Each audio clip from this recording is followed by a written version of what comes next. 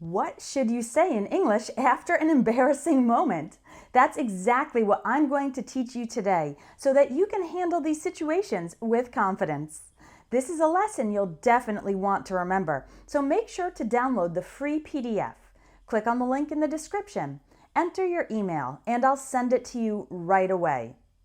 Our first embarrassing situation is if you make a bodily noise.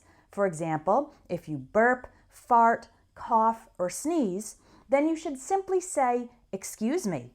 When someone else does this and says, "Excuse me," no response is necessary. The most polite thing is simply to pretend it didn't happen and continue the conversation. The only exception is when someone else sneezes. It's polite to say, "Bless you," or "God bless you," and then the person who sneezed would reply with, "Thanks." If you drop, spill, or break something, the common exclamation used for minor accidents is "Oops" or "Whoops." You can also say, "I'm so clumsy." This means you tend to be physically uncoordinated. Another possible phrase is, "I can't believe I did that." If there's a mess that needs to be cleaned up, or if you spilled something on someone else, you can say, "Let me get some napkins," or "Let me get some paper towels." If you caused damage to or broke something that belongs to someone else, you can say, "I'm so sorry," and perhaps later offer to pay for it to be fixed or replaced. "I'll cover the cost of a repair," or a replacement. Another embarrassing situation is if you forget someone's name. If it's someone you've very recently been introduced to, you can say, "Sorry, what was your name again?" Or, "Sorry, could you remind me of your name?" But if it's someone you've known for a longer time, we'd use a different phrase. You could say, "I'm so sorry, but I've forgotten your name." Or, "This is so embarrassing, but I can't seem to remember your name."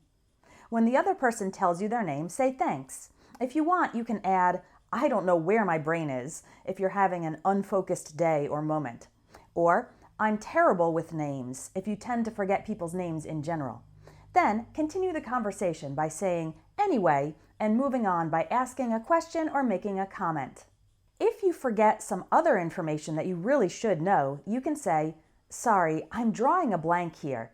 This means that you normally know the information, but you just can't think of it at the moment. One option is to ask for help. You could ask a coworker or friend who might know the information. "Could you help me out?" You could also say, "Let me check my notes," or "Let me look it up," or "Let me get back to you on that," if you will find the information and deliver it later. As for any other embarrassing mistake, the phrase, "I can't believe I did that," is a good general one for reacting to something you did that embarrassed yourself. You could also say, "I don't know what I was thinking," if you said or did something silly or made a thoughtless mistake. If you forget about a meeting or task, you can say, "I'm sorry, it totally slipped my mind."